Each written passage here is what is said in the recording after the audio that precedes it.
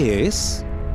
Todo lo que es y todo lo que fue y todo lo que será se encuentra en esta dimensión que conocemos como tiempo. El tiempo se compone de 3 partes distintas: el pasado, el futuro y una breve y estrecha parte de la vida que cada uno experimenta, llamada el presente. Ese momento continuamente deslizándose entre 2 aparentes eternidades, desde el lejano borde del pasado distante hasta el horizonte de un futuro misterioso sin fin, hasta donde sabemos la humanidad se limita a avanzar a través del tiempo, nunca retroceder. Pero ¿y si fuera posible que una persona escapara los límites del tiempo y lo detuviera en su curso y se moviera en él como quisiera? ¿Qué harías? ¿A dónde irías? ¿Viajarías al pasado lejano para ver la construcción de las pirámides? ¿O quizá presenciar de cerca el nacimiento de Jesús?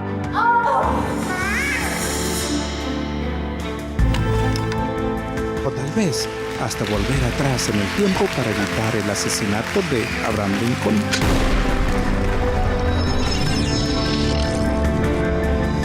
Por otro lado, ¿qué harías si pudieras transportarte al futuro para avanzar a cualquier momento y anticipar el resultado de cada decisión que pudieras tomar? Para salir de la dimensión del tiempo y el espacio y mirar bien a tu alrededor. ¿Quién no quisiera hacer eso? ¿Qué harías con esa clase de poder? ¿Es tan solo una fantasía? Quizás no del todo. A comienzos del siglo XX, Albert Einstein presentó al mundo una teoría de la relatividad. Más tarde, cuando se probó y corroboró su veracidad, revolucionó nuestra comprensión del tiempo y espacio. Einstein descubrió que el tiempo se puede desacelerar y acelerar, dependiendo de qué tan rápido te mueves en relación con algo más. Por ejemplo, un astronauta en una nave que se aleja de la Tierra y casi la velocidad de la luz envejecería más despacio que su mellizo que permaneció en la Tierra. Para cuando el astronauta regrese, su mellizo en la Tierra habría envejecido muchos años en comparación al tiempo que él envejeció mientras estuvo en el espacio. El astronauta sentiría como si hubiera viajado al futuro.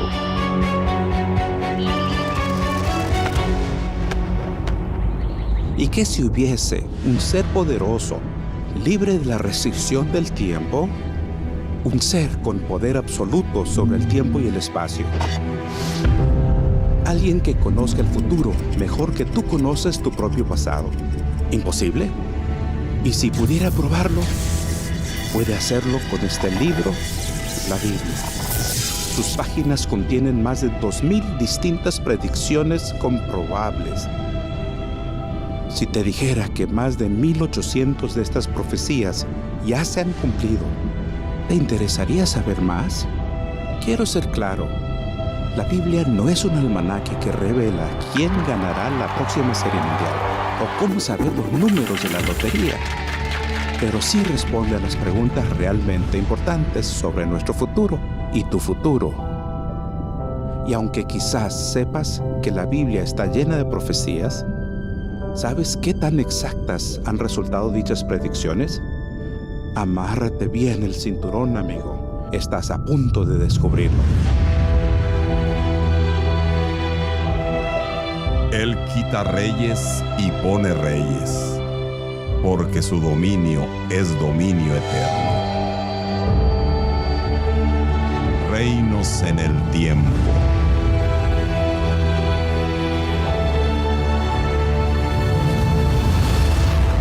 En el principio, ¿ves? La Biblia habla del tiempo. Comencemos con un poco de contexto. La Biblia es un libro compuesto por 66 libros, escrita por alrededor de 40 autores en 3 idiomas, en 3 continentes, en un periodo de alrededor de 1500 años. Sus autores fueron personas de todo tipo y clase, pastores, reyes, sacerdotes, gobernantes y pescadores, cada uno con una personalidad única. Escribieron a partir de bastantes experiencias diversas, algunos desde prisiones, otros desde palacios. Algunos vivían en cuevas, otros cautivos en tierras foráneas. Aún así, la Biblia ofrece un relato consistente, con un claro comienzo, un tema constante y un final lógico, todo en torno a un personaje central. Quizás por esto es que la Biblia es el libro más vendido de todos los tiempos, con más de 5.000 millones de copias distribuidas. Veamos la primera profecía.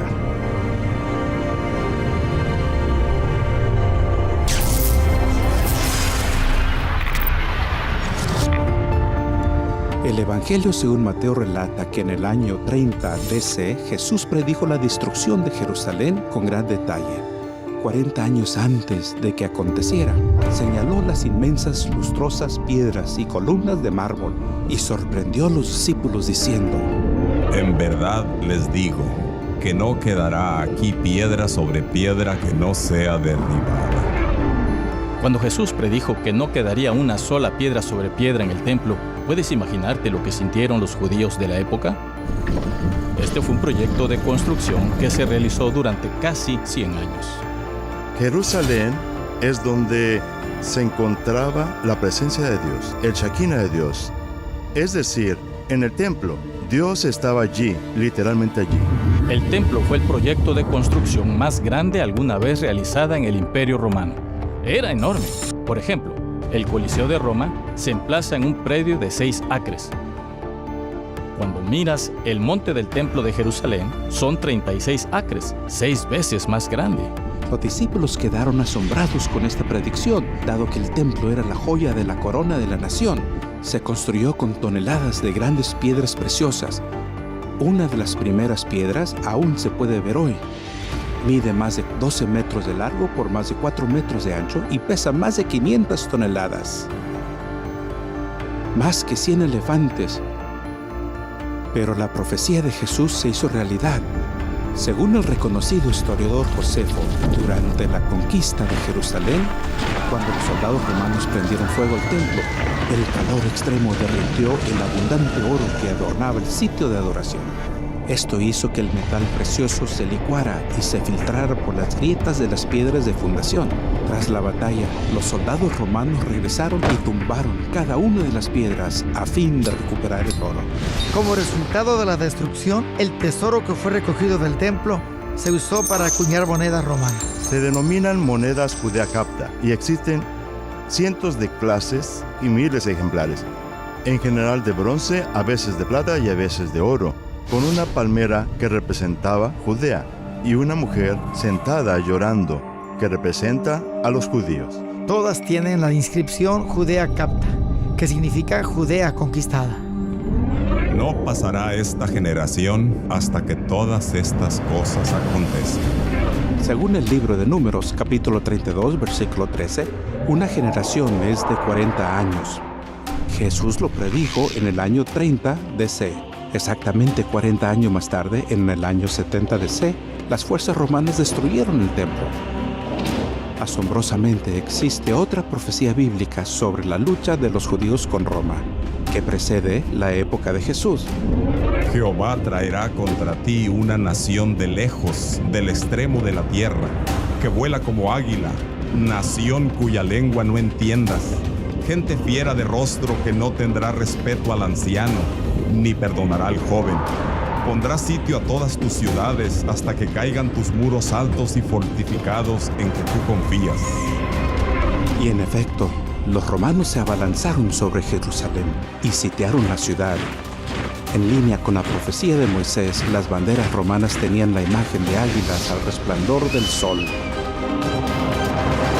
Hoy, lo único que queda del templo original es la estructura exterior, conocida como el Muro de los Lamentos.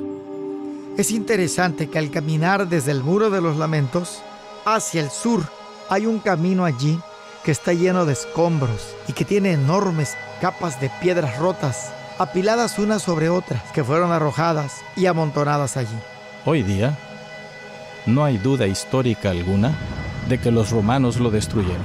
Lo destruyeron en el año 70 después de Cristo, que culminó en ese siglo, y que fue el fin del templo en Jerusalén.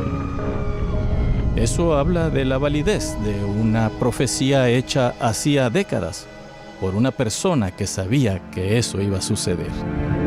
Sión será arada como un campo, Jerusalén se convertirá en un montón de ruinas y el monte del templo será como las alturas de un bosque. El pueblo judío y la nación de Israel tienen una historia abrumadora. Ninguna otra nación del mundo ha sido desplazada tantas veces. Sobreviviendo múltiples intentos de genocidio, este pueblo fuerte y resistente ha renacido una y otra vez, reclamando su tierra y prosperando. Es increíble que hayan preservado su lengua e identidad únicas, y aún después de casi 2000 años de esclavitud, persecución y dispersión mundial. Y caerán a filo de espada, y serán llevados cautivos a todas las naciones. Y Jerusalén será hollada de los gentiles, hasta que los tiempos de los gentiles sean cumplidos. Es notable que después de que los romanos les prohibieran estar allí, que los cristianos les prohibieran estar allí, y los musulmanes, los judíos siempre han regresado a Jerusalén. Mucho antes del Estado de Israel, al menos hacia 1870, incluso hacia 1860 o 1850, los judíos eran un pueblo minoritario en Jerusalén bajo los otomanos. ¿Por qué? Porque allí es donde querían ir. Así dice el Señor Dios. He aquí, yo tomo a los hijos de Israel de entre los gentiles a los cuales fueron, y los juntaré de todas partes y los traeré a su tierra, y los haré una nación en la tierra, en los montes de Israel. En mayo de 1948, el Estado judío se restauró como nación independiente. Hoy día, este país relativamente pequeño se ha vuelto en una potencia nuclear reconocida en el mundo, líder en innovación y tecnología.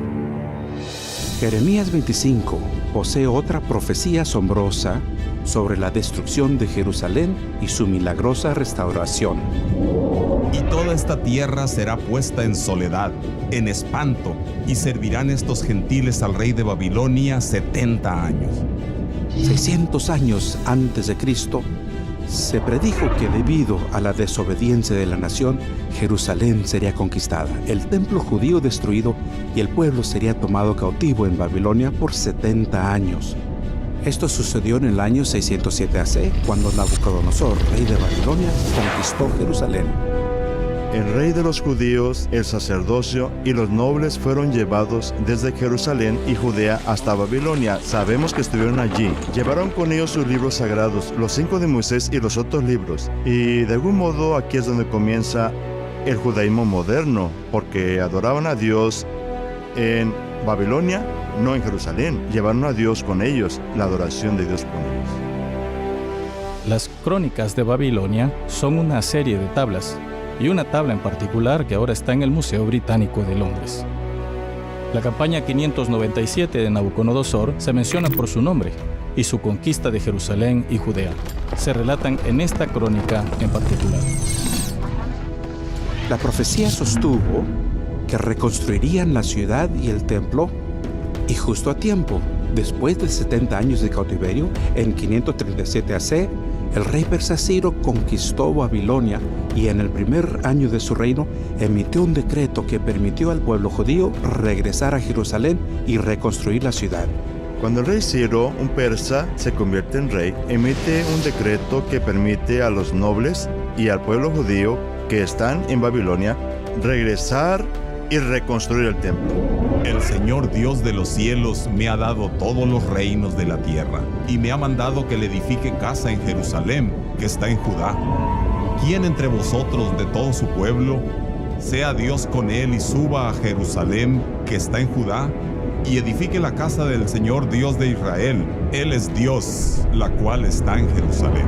De hecho, miren esto. En 1879, arqueólogos desenterraron el cilindro de Ciro, que posee la política del rey de Persia para repatriar pueblos conquistados como los judíos.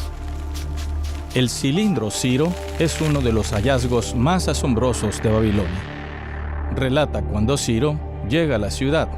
Es recibido por el pueblo y es considerado como un salvador, lo que es una ironía, dado que conquistó Babilonia.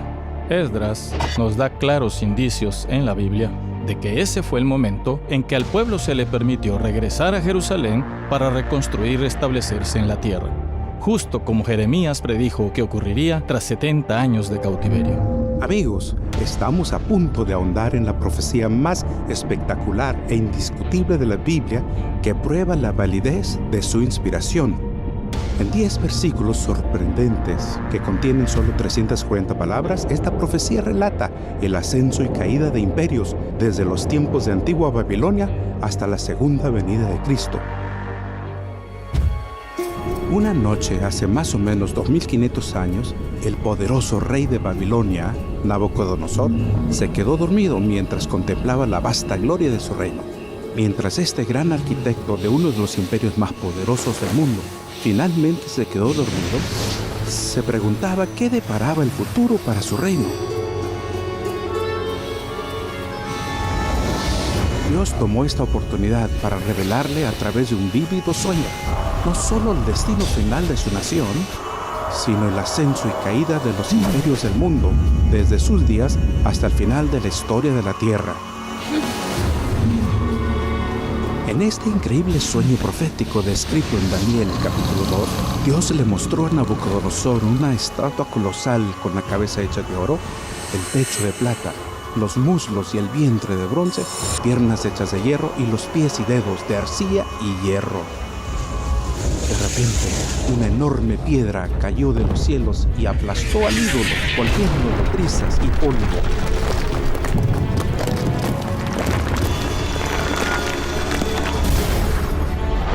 Y la piedra se convierte en una gigantesca montaña que llena la tierra. Nabucodonosor sabía que no era un sueño común, así que preocupado, el rey llamó a sus consejeros más sabios para que le relataran su sueño y su significado. Por supuesto, no supieron el sueño del rey, pero luego Dios otorgó el mismo sueño y su interpretación a un judío que vivía en Babilonia, un joven llamado Daniel. Él se presentó ante el rey y relató los detalles exactos de su sueño, y luego dio la interpretación.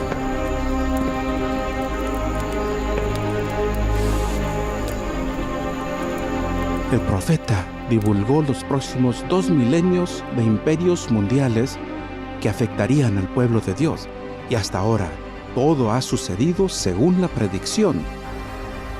Daniel dijo que la cabeza de oro representaba el reino de Nabucodonosor. Babilonia, que gobernó el mundo del 612 al 539 AC, fue uno de los imperios más ricos y poderosos de la antigüedad, uno que podía describirse como la cabeza de oro. Babilonia tal vez fue una de las ciudades más sofisticadas y opulentas alguna vez edificada hasta ese punto de la historia. Y Nabucodonosor, que reinó durante más tiempo en la historia de Babilonia, reconstruyó la ciudad como vidriera para el mundo entero. La mayoría de las ciudades en el mundo antiguo eran aldeas con muros. Incluso Jerusalén, en los tiempos del rey David, era pequeña. Pero Babilonia era una ciudad aún para estándares modernos. La ciudad de Nínive, la capital asiria, era una ciudad de 2.9 millas cuadradas.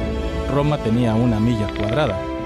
Tenemos Atenas, que por supuesto era como la capital de los filósofos, con 0.8 millas cuadradas. Y luego está Babilonia, con 4 millas cuadradas. Era 4 veces el tamaño de Roma. Lo que tenemos en esta asombrosa ciudad es arquitectura de lo más increíble. Tenemos la ciudad rodeada por 8 puertas, cada una lleva el nombre de una deidad. La más famosa es la Puerta de Ishtar, que ahora se encuentra en el Museo Borderazza-Tiashish de Berlín. El río Éufrates atravesaba la ciudad. También había muros que rodeaban la ciudad. Eran muros dobles. El muro exterior tenía casi 7 metros de espesor. El interior casi 4 metros de espesor.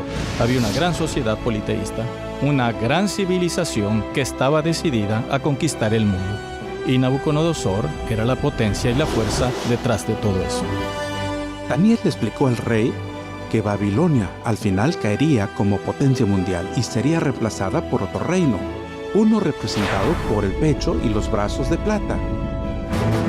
Conducido por el rey Ciro en 539 AC, el imperio medo-persa tomó Babilonia en una brillante maniobra militar.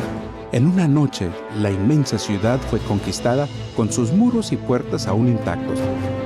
Más increíble aún, los detalles de esta victoria eran parte de la profecía de hacía más de 150 años. Heródoto realmente nos cuenta la historia. Nos cuenta que, tras ahogarse su caballo, Ciro se enfureció con el río y decidió tomarlo. Hizo que sus soldados cavaran 540 canales para desviar el río y así destruir su cauce. Pero al hacerlo, logró algo que lo ayudaría a conquistar la mismísima ciudad de Babilonia. Y cuando desviaron el río, pudieron marchar por debajo de los muros de la ciudad, ya que las compuertas del río quedaron abiertas. Entraron a la ciudad derrocando la nación más poderosa del mundo. Y eso hizo el ejército. Entró a la ciudad. Pudieron abrir las puertas superiores y conquistar Babilonia en su totalidad. Algo inimaginable en esa época. Es lo que decía la profecía, y fue exactamente lo que sucedió. Así dice el Señor a Ciro, su ungido, a quien he tomado por la diestra para someter ante él naciones y para desatar lomo de reyes, para abrir ante él puertas y las puertas no se cerrarán, para que sepas que yo soy el Señor, Dios de Israel, el que te llama por tu nombre. 150 años antes, Ciro había sido nombrado. Aquí está el profeta Isaías, mirando hacia el futuro y mediante inspiración divina, nombra a la persona exacta que vendría a conquistar Babilonia, según la profecía. En Isaías capítulo 44 tenemos esta maravillosa profecía en donde dice a los ríos, séquense, y yo secaré tus ríos, dice el Señor. Y a Ciro, mi ungido, mi pastor, él cumplirá todo esto. Así que en este texto, de 150 años antes del acontecimiento, vemos ya a Isaías que predice los medios exactos por los cuales Ciro tomaría la ciudad de Babilonia. Algo bastante increíble cuando pensamos en la profecía bíblica. Que llamo a Ciro mi pastor, y todo lo que yo quiero cumplirá, diciendo a Jerusalén, serás edificada, y al templo serás fundado. Los persas adoran a un dios, son monoteístas. Tienen eso en común con los judíos. Es probable que ahí haya un punto de entendimiento. Con Ciro y su conquista de Babilonia, se abre paso al periodo del imperio medo-persa, que se extiende del 539 hasta el 331. Cuando llegaron los medo-persas, hubo una transición. Pasaron del oro a la plata. La plata se convirtió en la moneda común. Y si bien antes había plata en Babilonia, no hacían mucho uso de ella, ya que había tanto oro. Así la plata llegó a ser la moneda de comercio con otras naciones, y esa fue la forma común de referirse a los medo-persas, como el imperio de plata.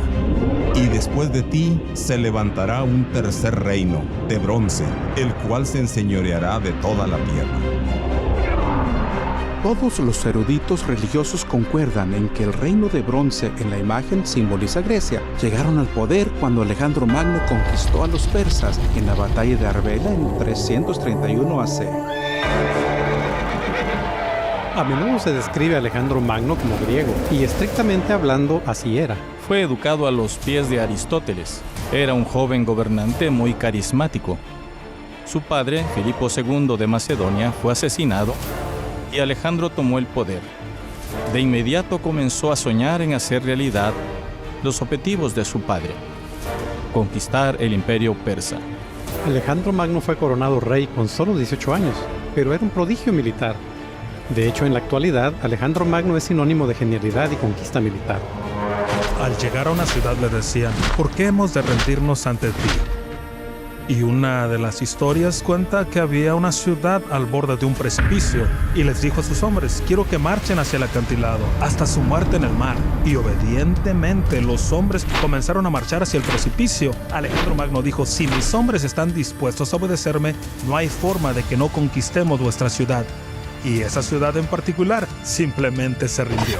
Fue capaz de lograr en muy poco tiempo lo que otros no pudieron lograr en toda una vida. y en una serie de campañas, después de haberse coronado rey de Egipto, continuó avanzando al este, hasta encontrarse con el rey de Persia, Darío III. Alejandro no persigue a Darío cuando escapa al oriente, hacia su tierra. Alejandro se dirige al sur, porque quiere ocupar las tierras costeras, lo que hoy sería Palestina y luego Egipto. Para seguir avanzando debe conquistar Tiro.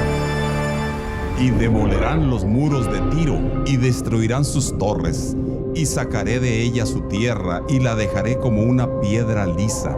Tendedero de redes será en medio del mar, porque yo he hablado, dijo el Señor Dios. Por más de un milenio, desde 1500 AC, los fenicios fueron la potencia naval indiscutible del mundo antiguo. Crearon y controlaron una gran cantidad de puertos comerciales a lo largo del mar Mediterráneo. De hecho, los fenicios son considerados tan expertos, por lo que se los lleva a los puertos del Mar Rojo. La Biblia describe a Salomón llevando a los marineros del rey de Tiro para llevar sus flotas por el Mar Rojo.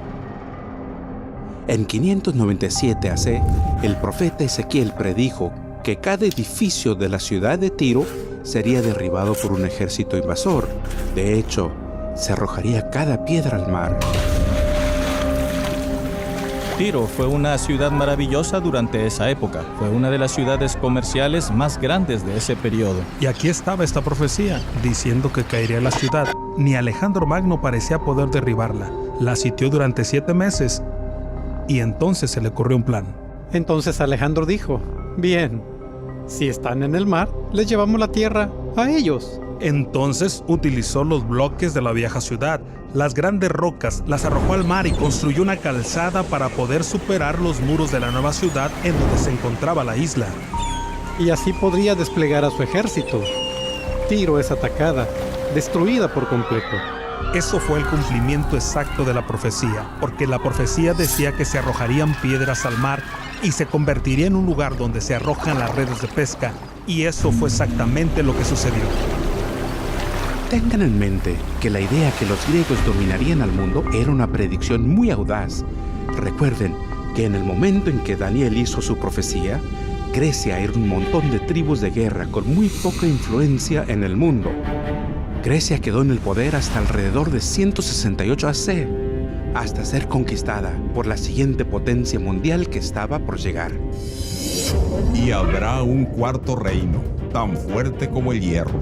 Y así como el hierro desmenuza y destroza todas las cosas, este reino desmenuzará y triturará a todos estos. ¿Quién siguió a Grecia? Es un hecho irrefutable de la historia que la monarquía romana de hierro la conquistó y gozó de su supremacía durante los siguientes 600 años. Una vez que aparece el hierro, el principal efecto, en especial en términos militares, es la considerable caída del precio de las armas. Entonces el precio de producir una punta de flecha o de hierro, o una punta de lanza de hierro, o un casco de hierro es mucho menor que el del bronce, principalmente porque el bronce contiene estaño, y este metal podría obtenerse en 2 lugares en el mundo antiguo: Afganistán, o lo que hoy se conoce como Afganistán, o lo que hoy es Cornwall, en Inglaterra. Y su comercio era muy costoso, así que la edad de hierro redujo el precio de la guerra. Esto aumenta el tamaño de los ejércitos.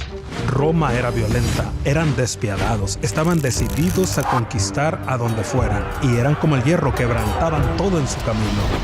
Cuando el Imperio Romano comenzó a caer en 476 DC, no fue conquistado por una sola potencia. Más bien, varias tribus bárbaras conquistaron a Roma y desmenuzaron la nación, tal como lo profetizó Daniel. Fueron varias las razones por las cuales Roma perdió su poderío. Hubo invasiones bárbaras del norte. Roma tuvo que incurrir en muchos gastos. Roma realmente se disolvió. Tuvo muchos problemas internos. Y a medida que Roma se desintegraba, sabemos de al menos 10 tribus que llegaron y tomaron partes del Imperio Romano. Eso obligó al emperador Constantino a evacuar a Roma y moverse hacia el este para establecer un nuevo centro para su imperio, Constantinopla. 10 de estas tribus originales se convirtieron en las naciones de Europa moderna. Se les conoció como los ostrogodos, los visigodos, los francos, los vándalos, los alamanes los suevos, los anglosajones, los érulos, los lombardos y los burgundios. 7 de estas tribus aún existen en Europa. Por ejemplo, los anglosajones se convierten en ingleses, los francos en franceses, los alamanes en alemanes y los lombardos en italianos. En cuanto a aquello que viste, el hierro mezclado con tiesto, se mezclarán con simiente humana, mas no se pegarán como el hierro no se mezcla con el tiesto. Mediante matrimonios, alianzas y tratados, muchas potencias intentaron en vano reunir al continente europeo.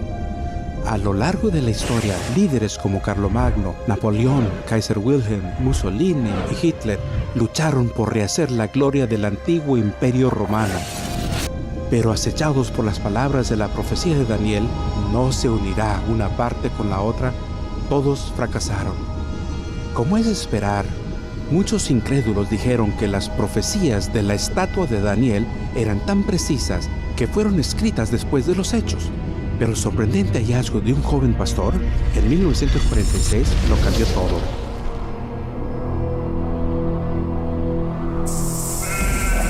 Un joven pastor beduino salió con sus amigos a pastorear sus ovejas y arrojar piedras, algo habitual en los jóvenes. Vio una abertura en la roca.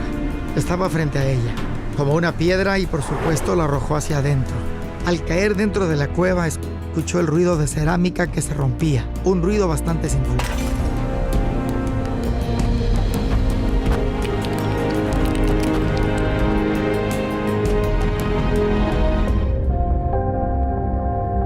Encontró vasijas llenas de pergaminos en el fondo de la cueva.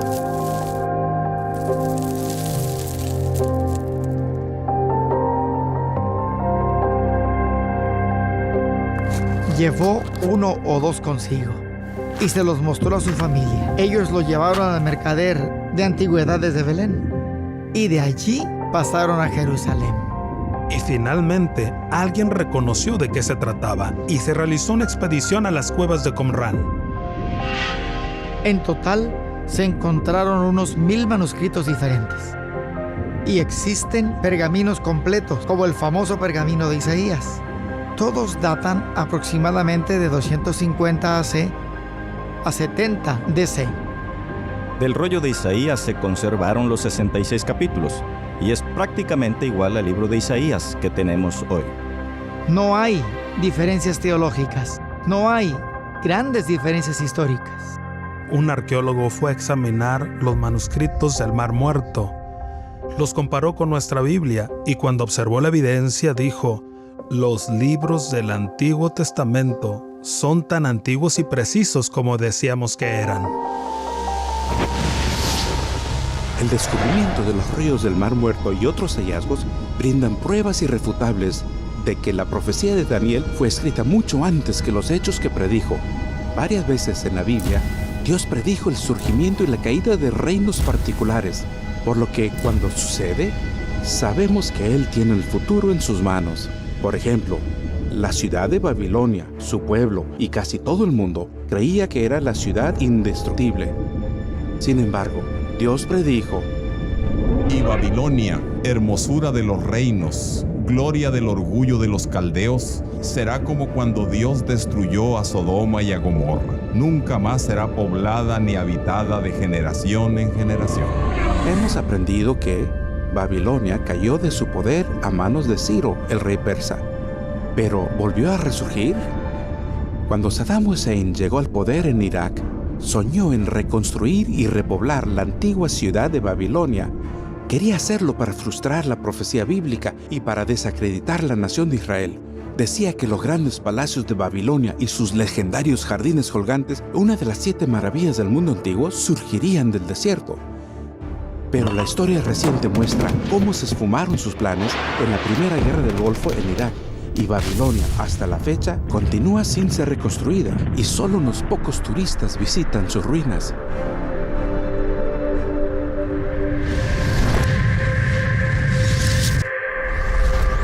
Al sudoeste de Israel, al margen del río más largo del mundo, se encontraba el reino de Egipto. Con sus grandes pirámides, sus templos colosales y agricultura de todo el año, parecía que Egipto perduraría como una superpotencia a lo largo de la historia. Sin embargo, en el momento culminante del poderío egipcio, la Biblia audazmente predijo que el reino no volvería a tener una posición dominante entre las naciones del mundo.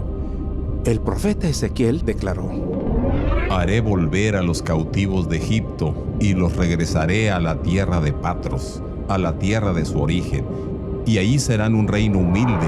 Será el más humilde de los reinos y jamás se levantará sobre las naciones, y los empequeñeceré para que no dominen a las naciones nunca más. El antiguo Egipto fue una de las civilizaciones más conocidas. Por miles de años, Egipto dominó una gran parte del mundo antiguo.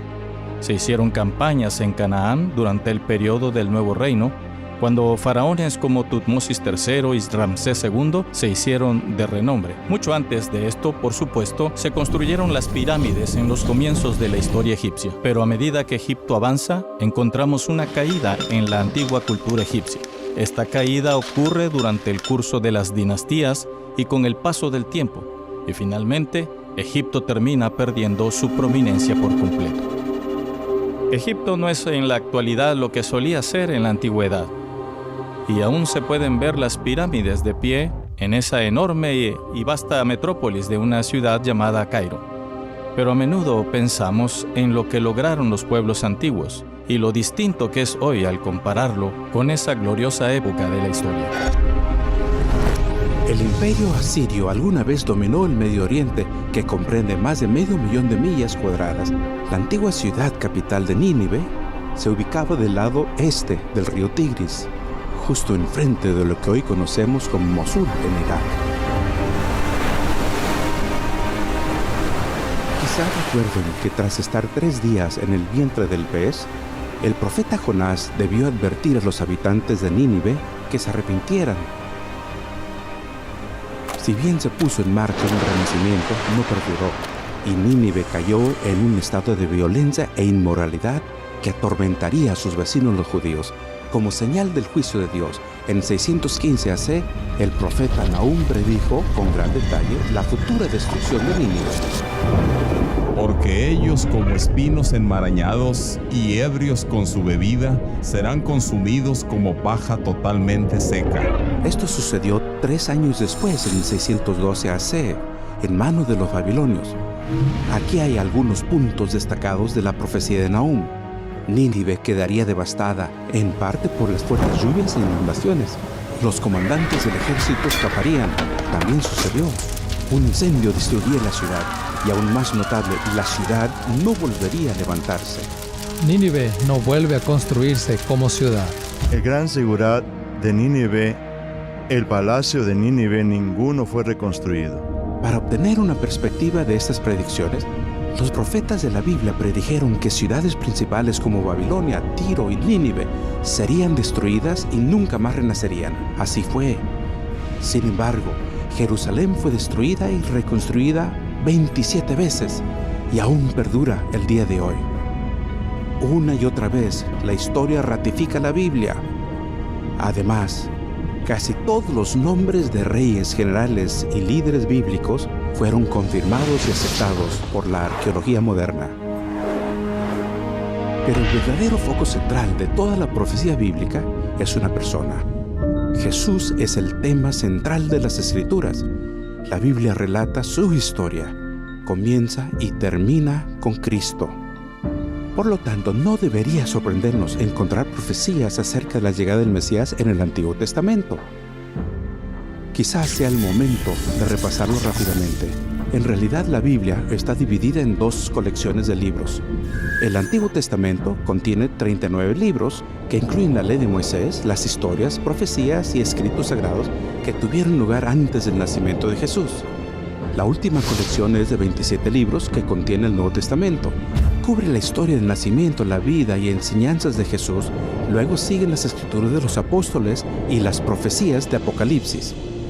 Resulta increíble que dispersas por todo el Antiguo Testamento hay más de 300 profecías que predicen la llegada de Cristo, algunas con detalle asombroso. En el Nuevo Testamento encontramos un relato sorprendente del cumplimiento de todas estas profecías. Recuerden, alrededor de 400 años separan el final del Antiguo Testamento y el inicio del Nuevo Testamento. Me gustaría también mencionar que sabemos con certeza, por el descubrimiento y datación de los rollos del Mar Muerto, que todo esto fue escrito mucho antes de que sucediera. Ahora, tomemos un instante para analizar algunas de estas increíbles profecías. Cada año, más de 1.000 millones de cristianos celebran la llegada de Cristo. Aunque según las Escrituras es poco probable que Jesús haya nacido el 25 de diciembre, queda claro que su nacimiento fue predicho y esperado. Pero tú, Belén Efrata, aunque eres pequeña entre las familias de Judá, de ti me saldrá el que ha de ser gobernante en Israel, y sus orígenes son desde tiempos antiguos, desde los días de la eternidad. Sorprendentemente, para que esta profecía se haga realidad, Dios tendría que reubicar a José desde su ciudad natal, Nazaret, y llevarlos a él y a María 70 millas al sur a Belén, ciudad natal de la familia de José. La historia muestra que este censo tuvo lugar alrededor de 4 AC. Después de que Jesús nació en Belén de Judea, en tiempos del rey Herodes, he aquí unos magos del oriente llegaron a Jerusalén diciendo: ¿Dónde está el rey de los judíos que ha nacido? Porque vimos su estrella en el oriente y hemos venido a adorarle.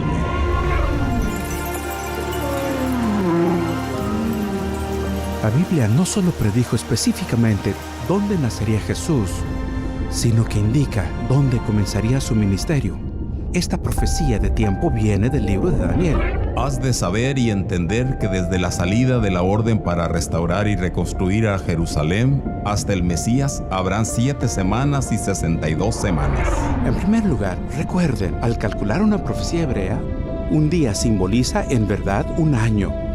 Este principio puede encontrarse en Ezequiel 4:6. Eso significa que las primeras 7 semanas y 62 semanas, o 69 en total, deben entenderse como 483 años.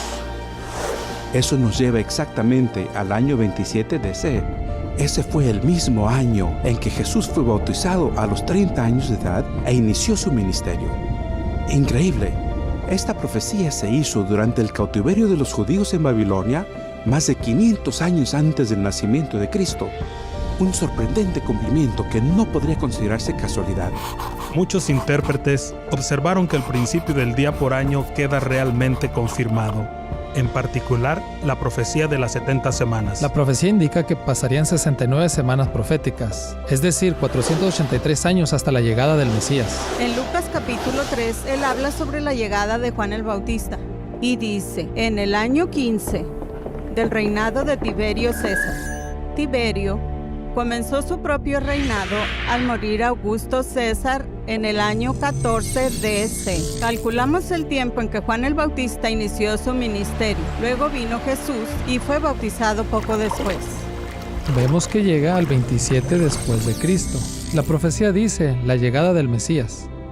Y la palabra Mesías en hebreo significa el ungido. ¿Existió una unción de Jesús en el 27 después de Cristo? Sí, la hubo. En Hechos 10, versículo 38, vemos que Jesús fue ungido con el Espíritu Santo. El profeta Isaías del Antiguo Testamento predijo que Jesús nacería de una virgen 700 años antes que realmente sucediera. Por tanto, el Señor mismo os dará una señal. He aquí, una virgen concebirá y dará a luz un hijo, y le pondrá por nombre Emmanuel.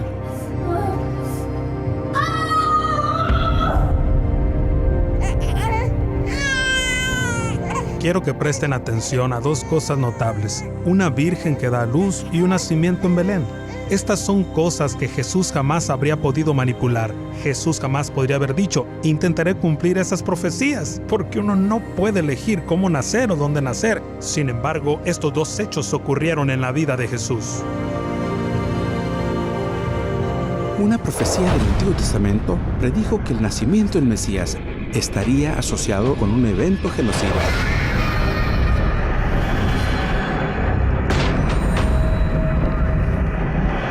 Se oye una voz en Ramá, lamento y llanto amargo, Raquel llora por sus hijos, rehúsa ser consolada porque sus hijos ya no existen. Debido a este violento intento de tomar la vida del bebé Jesús, sus padres fueron obligados a escapar a Egipto por seguridad. Y él, levantándose, tomó de noche al niño y a su madre y se trasladó a Egipto, y estuvo allá hasta la muerte de Herodes, para que se cumpliera lo que el Señor habló por medio del profeta, diciendo: de Egipto llamé a mi hijo. Así fue como la nación judía llegó a Egipto, y ahora eran llamados a salir de Egipto. Jesús va a Egipto, al exilio, y luego es llamado del exilio.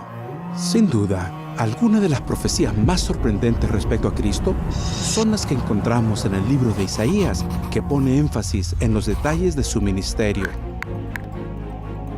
Estas profecías hablaban sobre lo que Jesús hizo.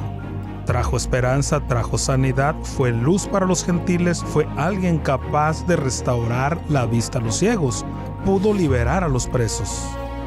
Y cita otro pasaje en Isaías 35 sobre la curación del hombre ciego y el cojo y dice: observen. Luego continúa con lo que estaba haciendo, sanando ciegos y cojos. Él está deshaciendo estas maldiciones de quebrantar el pacto y los va a restaurar para que ellos experimenten una vez más la gracia de Dios. Jesús reveló gran poder durante su ministerio, sanando a los enfermos, calmando las tormentas, incluso reviviendo los muertos. Los autores de la Biblia predijeron y documentaron que a pesar de su increíble poder y autoridad, aún sería un humilde y modesto servidor, un modelo a imitar. Por ejemplo, en Zacarías 9, versículo 9, leemos: regocíjate sobremanera, hija de Sión, da voces de júbilo, hija de Jerusalén. He aquí, tu rey viene a ti, justo y dotado de salvación, humilde, montado en un asno, en un pollino, hijo de asna. 500 años antes de la llegada de Jesús, Zacarías había profetizado. Dijo que vendría un rey montado sobre un asno, y eso se convirtió en una tradición.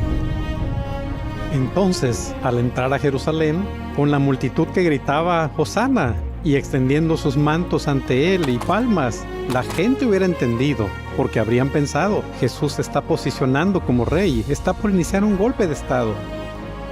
Pero Jesús no era esa clase de rey. Jesús parece haber escogido montar un asno para declarar que era un rey antes de ir a la cruz. Este sorprendente hecho fue presenciado por miles de personas solo unos días antes de la crucifixión de Jesús, aunque fácilmente se hubiera podido negar, pero el autor que lo presenció lo registra como un hecho histórico. No hay nada más convincente que las profecías sobre la traición, el juicio, la crucifixión y la resurrección de Jesús. Primeramente, el Antiguo Testamento predijo que el Mesías sería traicionado por un amigo después de compartir pan con él. Como todos saben, Judas traicionó a Jesús justo después de la última cena.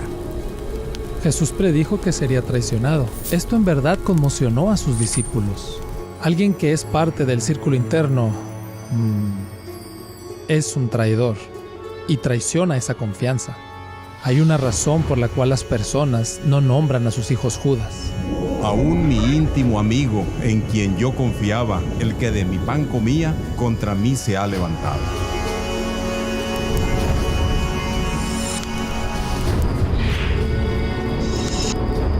De hecho, el Antiguo Testamento predijo el precio exacto que se pagaría por traicionar al Mesías. Si os parece bien, dadme mi paga. Y pesaron como mi salario 30 piezas de plata. Esta predicción tan precisa da un paso más allá. El profeta Zacarías predijo cómo se usaría el dinero de sangre dado para traicionar a Jesús. Entonces el Señor me dijo: arrójalo al alfarero, ese magnífico precio con que me valoraron. Tomé pues las 30 piezas de plata y las arrojé al alfarero en la casa del Señor. Cuando Judas se da cuenta de que Jesús no hará nada para liberarse, se llena de remordimiento. Él está conmocionado por lo que hizo. De repente toma conciencia de que traicionó a su maestro. Entonces vuelve al sacerdote con el dinero. Le dice: he traicionado sangre inocente. Pero ellos dijeron: ¿qué nos importa a nosotros? Es asunto tuyo. Entonces él, arrojando las piezas de plata dentro del santuario, se apartó, se fue y se ahorcó. Los principales sacerdotes, tomando las piezas de plata, dijeron: no es lícito ponerlas en el tesoro de las ofrendas, porque es precio de sangre. Y habiendo tomado acuerdo, compraron con ellas el campo del alfarero para sepultura de los extranjeros. Veamos ahora a Jesús. Allí está Jesús de pie delante de Pilato. Se rehúsa a defenderse. Fue oprimido y afligido, pero no abrió su boca, como cordero que es llevado al matadero. El autor del universo es ridiculizado, atormentado, y aún así permanece en silencio, de forma tal que sorprende a Pilato, el cínico romano, como algo extraordinario. Esto no se parece a nada que haya visto antes. Es muy claro que Jesús va a la cruz de forma voluntaria y que ve su muerte al igual que los autores del Evangelio, como la culminación de la salvación. 1000 años antes que se practicara la crucifixión, el rey David predijo cómo ejecutarían al Mesías. Porque perros me han rodeado, me ha cercado cuadrilla de malignos. Horadaron mis manos y mis pies, repartieron entre sí mis vestidos y sobre mi ropa echaron suertes. Vemos a Jesús ahí en la cruz con un grupo a su alrededor que se burlan, empleando las mismas palabras del Salmo 22. Encontramos que sus ropas están divididas. La intensidad del dolor es literalmente inimaginable. Fue diseñado para ser así. Te torturaban hasta la muerte. Si la intención era terminar un movimiento, esto es lo que se tendría que hacer. Es notable que en realidad no es el fin del movimiento de Jesús, es el inicio. La buena noticia sobre Jesús es que la tumba no pudo retenerlo. Como registran los 4 evangelios, quedó documentado que durante 40 días tras su muerte, cientos de testigos vieron y tocaron y escucharon al hombre que había sido crucificado y sepultado. Al volver, las mujeres dijeron: vimos a Jesús. Sí, claro. Pero no les creyeron. Una y otra vez no les creyeron, hasta que el mismo Jesús dijo: vean mis manos, aquí están las marcas de los clavos. Nadie más en la historia pretende haber resucitado de entre los muertos. Sabemos lo extraordinario que es, porque cuando los primeros cristianos comenzaron a proclamarlo, para la gente era absurdo. ¿Por qué harían los discípulos una afirmación tan escandalosa? Algo completamente desconocido, si no fuera cierto. Pues tú no abandonarás mi alma en el Seol, ni permitirás a tu santo ver corrupción. Increíblemente, hasta el historiador judío Flavio Josefo se refiere a la resurrección de Jesús y a su influencia en el pueblo, en su diario de la historia judía. Apareció por aquel entonces Jesús, un hombre sabio, si es que debe llamársele hombre, pues realizaba obras asombrosas y era maestro de muchas personas que aceptaban con gusto la verdad. Había cautivado tanto a judíos como a griegos. Él era el Mesías. Tras ser acusado por los líderes de nuestro pueblo, Pilato lo condenó a la cruz. Los que habían llegado a amarlo no lo dejaron. Resucitó y al tercer día se les apareció. Los profetas de Dios habían predicho todas estas cosas y miles se maravillaban de él. Ha sido un viaje extraordinario ver la cantidad de predicciones de la Biblia que se volvieron realidad. Desde el auge de la caída de las naciones hasta el ministerio del Mesías, descubrimos pruebas indiscutibles de que la Biblia viene de la mano de aquel que no está limitado por el tiempo y el espacio. Que la Biblia es una comunicación sobrenatural de Dios para con el hombre. Pero ¿por qué es esto tan importante? ¿De qué manera nos afecta hoy?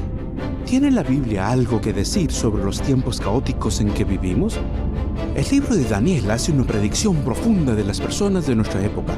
El profeta dice respecto a los últimos días: Daniel, guarda en secreto estas palabras y sella el libro hasta el tiempo del fin. Muchos correrán de aquí para allá y el conocimiento aumentará. No se requiere ser erudito para darse cuenta que se cumplió en formas que ni Daniel hubiera imaginado. En solo una vida, el conocimiento creció tanto más allá de nuestro entendimiento. En la medicina, agricultura, transporte y electrónica digital. Imagínense tener que enseñarle al profeta Daniel cómo hacer una búsqueda Google desde el celular. ¿Y qué hay sobre correr de aquí para allá? Después de más de 6.000 años de viajar a caballo, las personas pueden ahora viajar en avión a velocidad supersónica.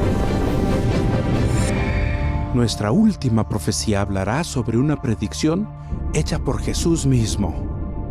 Una semana antes de la crucifixión, Jesús predijo: Y este evangelio del reino se predicará en todo el mundo, como testimonio a todas las naciones, y entonces vendrá el fin. ¿Se imaginan la respuesta sonriente de las personas en esa época al escuchar esa audaz profecía? ¿Quién se creía que era Jesús?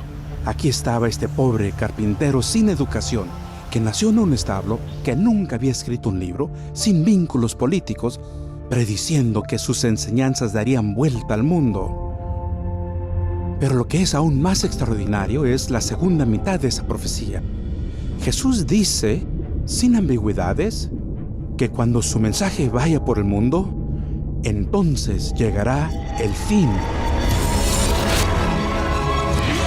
Actualmente, cientos de satélites que dan vuelta por el planeta nos brindan una comunicación global casi instantánea.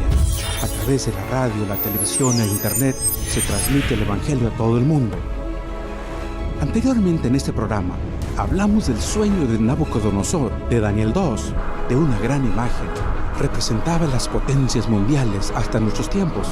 Y si recuerdan, al finalizar el sueño, cae una enorme piedra desde los cielos y destruye la imagen y luego les hace añicos. ¿A quién representa esta piedra? ¿Y qué es ese gran poder que destruye la imagen? Es Jesucristo, la roca eterna. Toda la historia se dirige ahora hacia el dramático final, cuando el Hijo de Dios regrese con poder y gloria. El cumplimiento de la profecía revela que casi llegamos al fin del tiempo. Queda tan solo una pregunta importante por responder. ¿Están preparados para el suceso más grande de la historia del mundo? ¿Están listos para la venida de Jesús? Amigos, pueden estarlo. Porque de tal manera amó Dios al mundo que dio a su Hijo unigénito, para que todo aquel que en Él cree no se pierda, mas tenga vida eterna. Acude a Él en oración y pídele que te perdone y que te salve. Él te promete que lo hará. Entonces, en lugar de tener un fin sin esperanza, podrán tener una esperanza sin fin. Pero el momento es ahora. Hoy es el día. ¿Por qué no le piden ahora?